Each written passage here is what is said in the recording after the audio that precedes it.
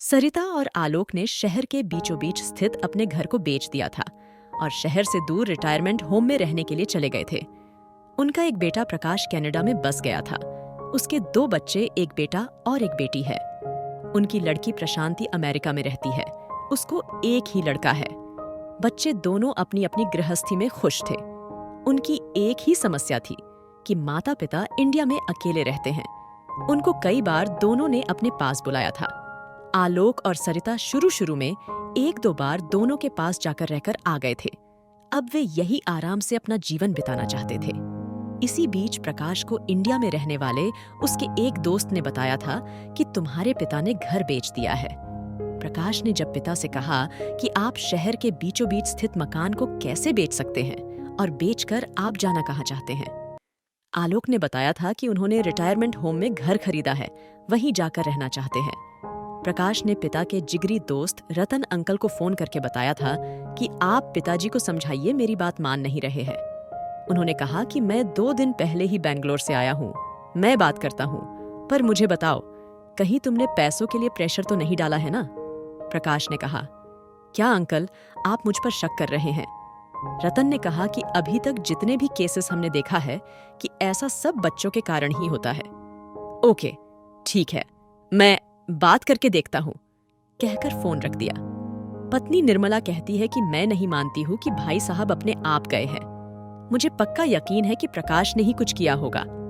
आप आलोक भाई से बात करेंगे ना तो इसकी सारी पोल खुल जाएगी। रतन ने कहा कि ठीक है, मैं पहले उससे बात कर लेता हूँ। कहते हुए उसे फोन लगाया तो आलोक ने बहुत ही खुश होकर कहा, वाह रतन, बड़े दिनों बाद फोन किया है, सब कुशल मंगल है ना? रतन, हाँ हम सब ठीक है, तुम यहाँ से कहाँ चले गए ना? कोई खबर बात क्या है? आलोक ने कहा कि यहाँ आ जा, मैं लोकेशन भेजता हूँ।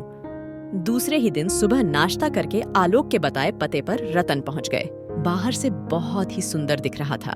सिक्योरिटी ने नाम रजिस्टर में दर्ज किया और आलोक के घर का पता बताया था। रतन ने देखा कि वहाँ सभी बुजुर्ग ही दिख रहे थे। कोई टहल रहे थे तो कोई वहाँ के चेयर्स पर बैठकर बातें कर रहे थे। आलोक ने रतन को देखते ही हाथ हिलाकर बुलाया। दोनों दोस्त बहुत दिनों बाद मिले थे।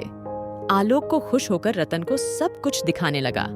लोग आपस में मिलजुल कर ऐसे रह रहे थे जैसे संयुक्त परिवार में रहते हैं। आलोक जैसे जैसे पूरा होम देख रहा था, उसे भी पसंद आने लगा। आलोक ने उसे यह भी बताया था कि यहाँ पैसे है तो घर खरीदा जा सकता है, वरना किराए पर रह सकते हैं। यहाँ पर एक छोटा सा इमरजेंसी के लिए अस्पताल है। मंदिर, मेडिटेशन हॉल, लाइब्रेरी, एक छोटा सा पार्क, सब कुछ है। हम सब मिलजुल कर काम कर लेते हैं। हम सब एक ही जगह पर बैठकर खाना बनाते हैं और खाते भी है। आलोक ने वहां बहुत लोगों के साथ रतन का परिचय कराया था। उन सब से मिलकर रतन को बहुत ही अच्छा लगा। उसने मन ही मन फैसला कर लिया था कि वह भी अपनी पत्नी को लेकर यहाँ आकर रहने लगेगा। रतन के फोन की घंटी बजी देखा तो प्रकाश का फोन था। प्रकाश को रतन ने बताया था कि यहाँ सब कुछ बहुत अच्छा है। प्रकाश, तुम्हारे माता पिता बहुत खुश है और हाँ, तुम्हें यह जानकर खुशी होगी कि मैं भी यहाँ आकर रहने वाला हूँ। चलो, अब तुम फोन रखोगे तो मैं अपनी तैयारी कर लूंगा। दोस्तों, मुझे तो लगता है कि बच्चों को कोसने के बदले में हमें अपनी खुशी का जरिया खुद को ही ढूंढना चाहिए, जिससे बच्चे अपनी जिंदगी में आराम से अपना काम कर सके।